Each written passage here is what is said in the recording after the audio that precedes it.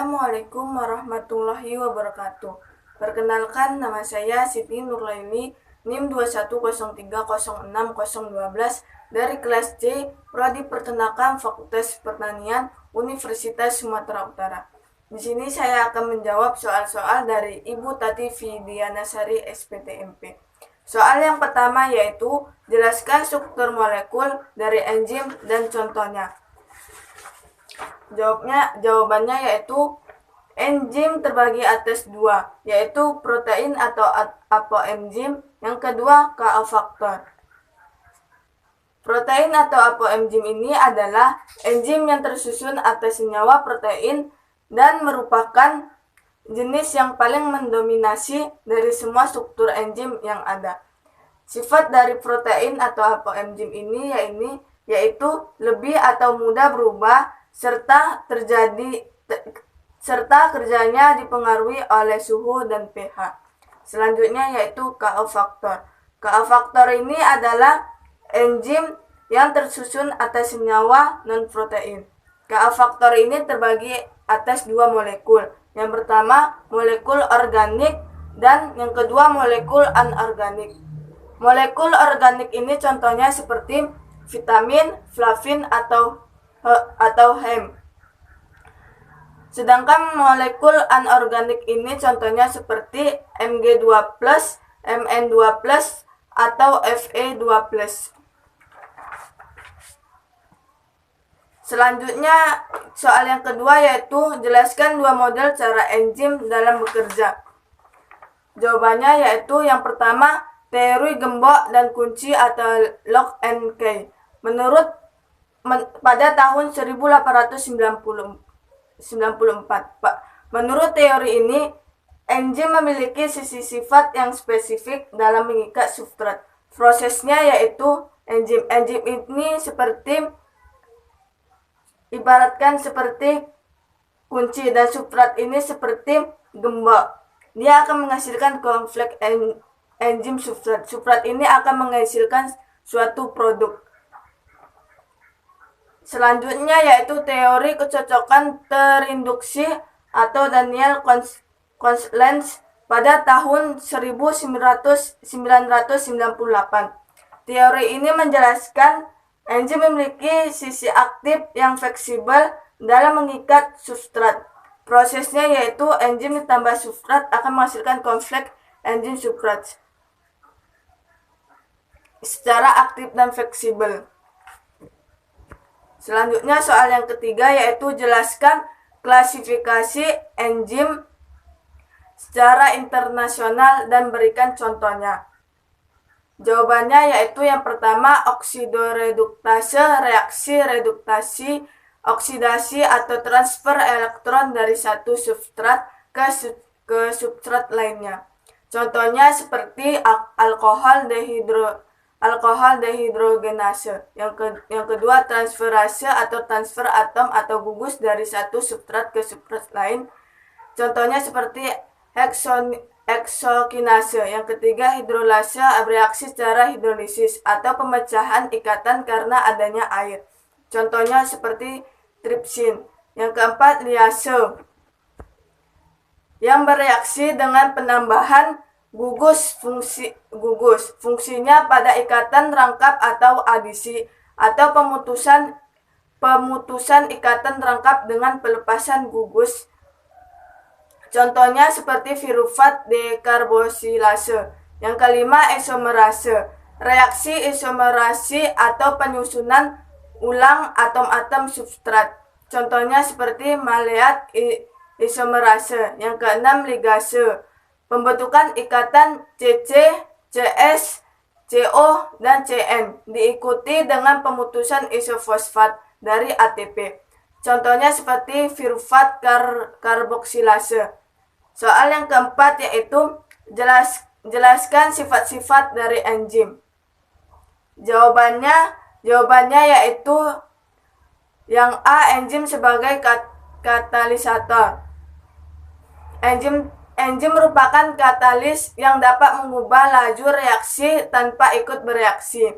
Enzim bersifat khas atau spesifik kerjanya dan aktivitasnya dapat diatur. Tanpa kehadiran enzim, suatu reaksi itu sangat suka terjadi. Sementara dengan kehadiran enzim, kecepatan reaksinya dapat meningkat sampai 107 kali. Sebagai contoh, enzim katalase yang mengandung ion besi atau Fe mampu menguraikan 5 juta molekul hidrogen peroksidasi atau H2O2 per menit pada 0 derajat Celcius.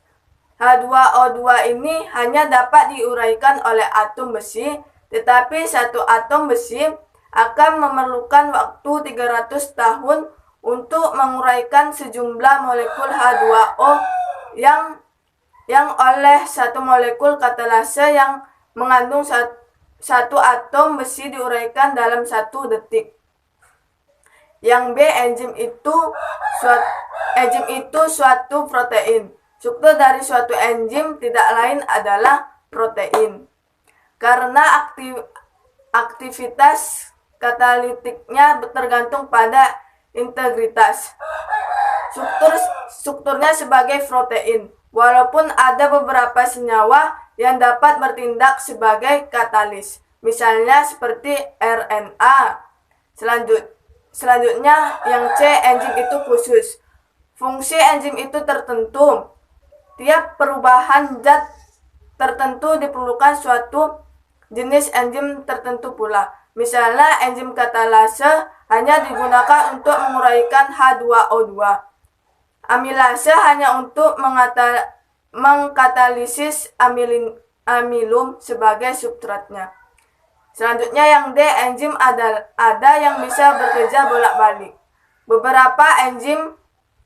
Beberapa enzim kerjanya dapat bolak-balik, misalnya seperti enzim lipase dapat bekerja untuk mengkatalisis molekul lemak menjadi komponen penyusunannya, yaitu asam lemak, dan gliserol atau sebaliknya, menyusun lemak dari komponennya.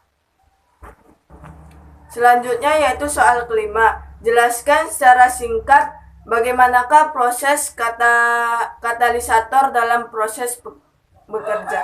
Jawabannya yaitu katalis bereaksi dengan cara menurunkan harga energi aktivasinya dengan cara membentuk senyawa antara atau mengabsorpsi zat yang direaksikan.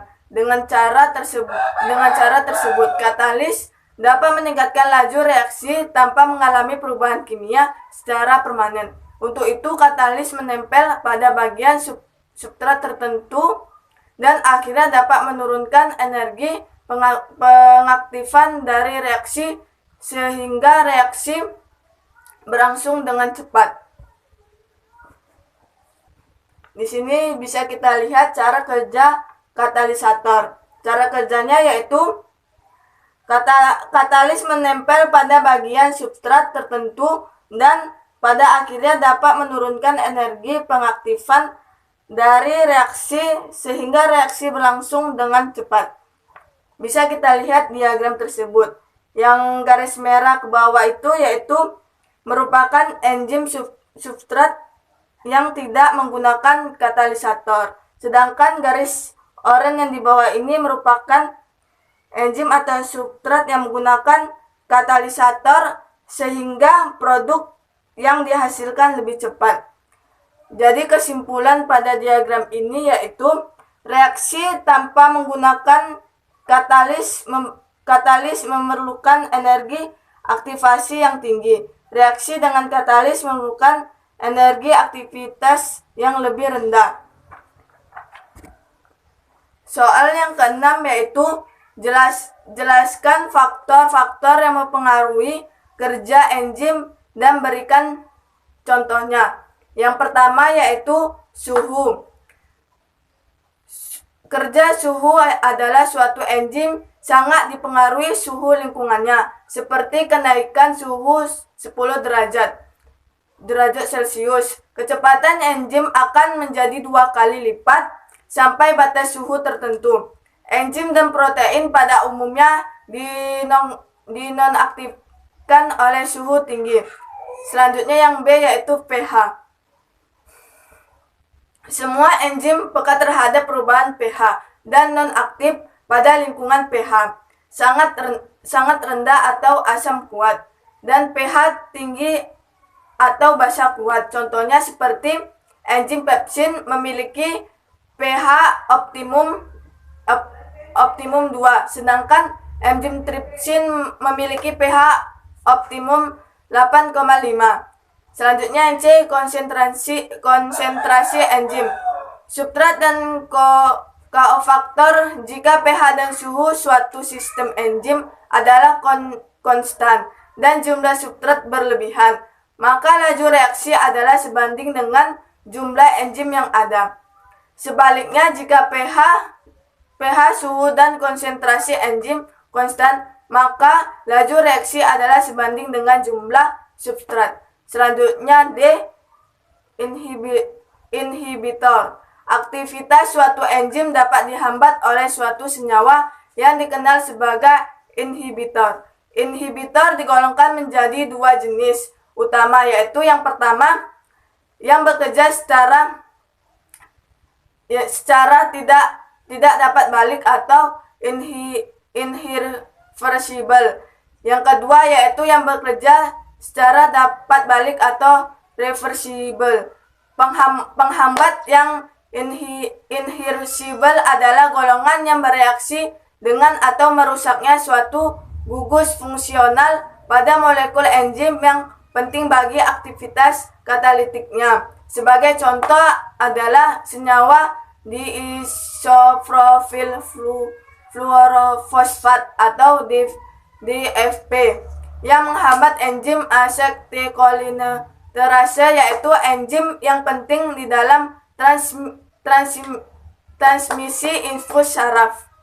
Kemudian penghambatan yang reversible adalah inhibitor yang reaksi kimianya berjalan dua arah atau dapat balik dan bersifat tidak stabil. Ketika inhibitor mengikat sisi aktif enzim, maka inhibitor ini dapat dipisahkan lagi dari ikatannya.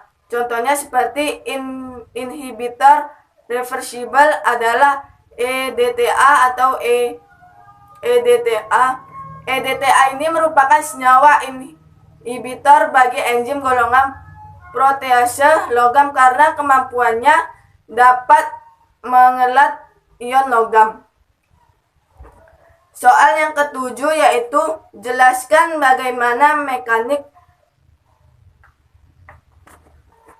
mekanisme feedback inhibition dapat terjadi pada enzim. Jawabannya yaitu dalam sistem biologis, kecepatan kerja enzim dapat dipengaruhi oleh kehadiran suatu molekul lain yang dapat berperan sebagai pemicu atau aktivator atau penghambat atau inhibitor. Keduanya biasanya disebut secara bersama-sama sebagai efektor. Nah, di sini ada 5 substrat dan 5 enzim, yaitu substrat A, B, C, D, E, dan enzim A, B, C, D, E. Bisa kita lihat yaitu enzim ditambah substrat itu akan menghasilkan produk. Sedangkan hasil dan produk ini dapat menghambat aktivasi salah satu enzim sebelumnya. Itu kita bisa lihat substrat A akan menghambat ke B dan B ke C dan selanjutnya sebagai berikut. Dari kesimpulan tersebut akan kita simpulkan yaitu produk atau hasil yang dihasilkan oleh ikatan enzim dan substrat dapat menghambat aktivasi salah satu enzim sebelumnya. Bisa di enzim A, B, C, atau D, dan E. Pada umumnya pengontrolan jalur metabolisme biasanya terjadi ketika enzim pertama pada jalur metabolisme tersebut dihambat kerjanya oleh hasil akhir dari jalur metabolisme tersebut. Pengontrolan model feedback inhibition di mana enzim yang bekerja pada tahap awal atau E1 dihambat kerjanya oleh produk akhir Z, memberikan keuntungan pada sel yaitu organisme tersebut dapat mengatur suplai energi dan mencegah menumpuknya senyawa intermediat B, C, D dalam proses metabolisme terjadi pada jalur metabolisme dalam tubuh organisme berbentuk cabang, sehingga proses feedback inhibition yang terjadi dapat berlangsung di beberapa lokasi.